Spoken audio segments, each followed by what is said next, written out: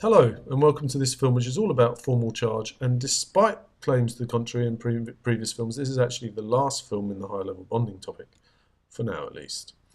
And hopefully by the end of it, you all have seen that depending on whether we stick to our octet rule or whether we allow atoms to expand their octet, we can draw alternative Lewis diagrams for molecules.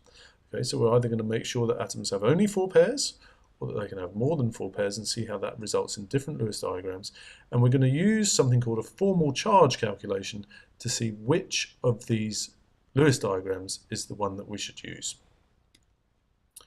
Now, before we can do that, we're going to have a formula for how to calculate formal charge, and it really is an extremely simple formula. Okay, what we do is we take the number of valence electrons in an unbonded atom, so that's how many valence electrons it would normally have. We subtract from that number half the number of bonding electrons that it has around it in the molecule, and then from what we've got left, we subtract the number of non-bonding electrons that are around the atom.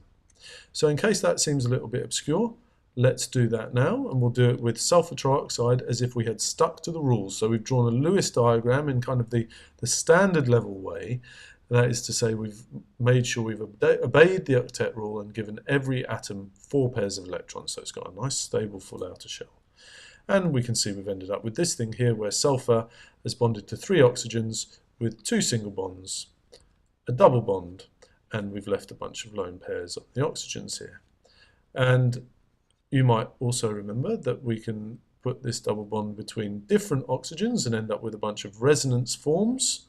Okay, but hopefully you can see that for the purposes of what we're doing here, none of these resonance forms are really different from one another, and they're all very much like this Lewis diagram. And in fact, you would know that you've done your resonance forms wrong if they weren't basically the same as your Lewis diagram. So what we're going to do now is we're going to have a look at this Lewis diagram. I'm going to get rid of some of this highlighting here. I'm going to label the oxygens 1, 2, and 3. And what we are going to do is we're going to calculate the formal charges of every atom in this molecule, and we'll see why in a minute. Okay, we're going to do it for sulfur. We're going to do it for oxygens 1 and 2, which are the same, so I'll just do that calculation once, oxygen 1 and oxygen 2, and we'll do it for oxygen 3. Now remember the rules, which hopefully you wrote down. They were to take the number of valence electrons, and that's the same for sulfur and oxygen because they're both in group 6, and we're going to subtract from that number half the number of bonding electrons, so that's 4 for that sulfur atom, and then subtract from that the number of non-bonding electrons around sulfur, and that's 0, so we're left with plus 2 for sulfur. For oxygens 1 and 2, they've normally got 6 electrons. They've got half of this bonding pair, which we're going to subtract, so that's 1, and they've got 6 lone electrons or non-bonding electrons each, so we're going to subtract 6, and we're going to end up with minus 1 for those 2 oxygens. Each one of them has got a formal charge of minus 1. We'll do it for oxygen 3 as well. Here we're going to have to subtract 2 for the bonding electrons, half of 4, and 4 for the lone pairs, and we end up with 0. Okay, so we have calculated the formal charge for all these 4 atoms in the molecule. As yet, we're not really clear about why we're doing that, but let's do it again for a different Lewis diagram for sulfur trioxide. So hopefully you remember me talking briefly about the fact that some atoms can actually form more than 4 bonds, and we've seen this also in the films about non-octet molecules. Okay, and sulfur is one of these atoms. So perhaps if we drew the Lewis diagram for sulfur trioxide using exactly the same number of electron pairs, okay, we can't suddenly get more electrons from somewhere, but we're going to draw it differently. We're going to forget about the fact that, or the idea rather, that sulfur should only form 4 bonds. We're going to give it 6. Okay, we're going to expand its octet. We're going to allow it to hold more than 4 pairs of electrons. Now let's see what happens if we calculate the formal charges. I'm only going to do it for one of the oxygens because they're all the same now. Let's do it for sulfur. Half of these bonding electrons is 6. So we take the valence electrons and we minus 6 and we end up with 0. Do the same thing for the oxygens. We've got 6 minus 2, because that's half those bonding electrons, and minus 4, and that ends up with 0. And what we can hopefully see, if we compare this with our previous formal charge calculation, is that these formal charges are much closer to 0 than the other ones were. And so that's good as far as we're concerned. And if we were trying to decide which of the Lewis diagrams was more suitable, we would always go for the one where the formal charges are closest to zero. Okay, so that's why we're doing this. That's why we're calculating these formal charges. Now we could do the same thing with carbonate ions. We could see if there's an alternate form of the carbonate ion. So perhaps, if we realise that this is isoelectronic with a sulfur trioxide molecule, then we should be able to see that the alternate form is exactly the same as the alternative form for the sulfur trioxide molecule, except we put a carbon instead of sulfur. When I say it's isoelectronic, I mean it's got exactly the same number of electrons in the Lewis diagram.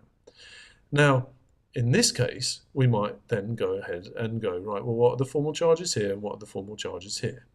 Now, I'm not going to go through that because I'm assuming that it's a simple enough calculation to have understood by now, okay? And in fact, we're going to cut the whole thing short here anyway, because we're not going to allow carbon to expand its octet. And you might wonder, well, why is that? And how am I supposed to know which atoms expand their octets or not? Well, again, this was something that was kind of mentioned in passing earlier. And you might remember that I said that there are some atoms in the periodic table which have d orbitals very close in energy to the orbitals they'd normally use for bonding. So if we have a look at these period 3 elements here, although they're using 3s and 3p orbitals to make their bonds, they've got more room in their third shell because all these 3d orbitals are empty. And not only are they empty, but they're quite close in energy to these other third shell orbitals. Carbon, on the other hand, and all these atoms in the second row of the periodic table, they have these 3d orbitals as well, but they're a long way in energy from the 2s and the 2p's that they're using to make bonds. And so second period elements will not expand their octet, but third period elements and fourth period elements and so on, they will expand their octets, or they can expand their octets because they have d orbitals that are close enough in energy to their other orbitals. So basically, which elements expand their octets? Only those that have at least 3 occupied energy levels. Now, to finish with, we're just going to have a look at how formal charge can be combined with an understanding of electronegativity to decide which Lewis diagram is more suitable. Now, again, I'm not going to go through the formal charge calculations here because they should be relatively simple, and hopefully you can check that you get these formal charges for these 3 atoms in something called the cyanate ion, so OCN-. We've got 3 different Lewis diagrams for it. Okay, we've got a single bond between carbon and oxygen, a triple bond between carbon and nitrogen, double bonds in both places, and a triple bond between oxygen and carbon, a single bond between carbon and nitrogen. Now, some of you might look at that and go, well, it's more likely that nitrogen would form 3 bonds than oxygen, but to be sure which of these forms is the best, we're going to calculate their formal charges. Hopefully, as soon as we see these 2 here, we think, oh, well, these formal charges are closer to 0 than these formal charges, so we're not going to go for that form. Okay, so we've narrowed it down to 2, but these have the same formal charges basically, or at least the distance from 0 is the same. So how are we going to decide which one is best? Well, in this molecule, or in this Lewis diagram, oxygen has a formal charge of -1. In this Lewis diagram, nitrogen has a formal charge of -1. Now, oxygen is a more electronegative element than nitrogen. Okay, it attracts electrons more strongly, so it's more likely to have a charge of -1 than nitrogen is, and as a result, we should think to ourselves, well, that is the best Lewis diagram for this molecule. Okay, that's about all I've got to say about formal charge and alternative Lewis diagrams and expanding octets. Hopefully, you can see now how we might end up with different Lewis diagrams depending on which kind of set of rules for drawing them we follow. I suppose it's more likely in an exam that you will be given alternative forms and asked to choose between them using a formal charge calculation, but hopefully now you can calculate formal charge. You know the formula, and so you can calculate it for atoms in a molecule, and having done that, you can see for yourself in which molecule is the formal charge closer to zero, and therefore which Lewis diagram is the best representation of your molecule. If any of it doesn't make sense, if you get any questions or comments, then as usual, please feel free to come and see me or to post a comment on YouTube.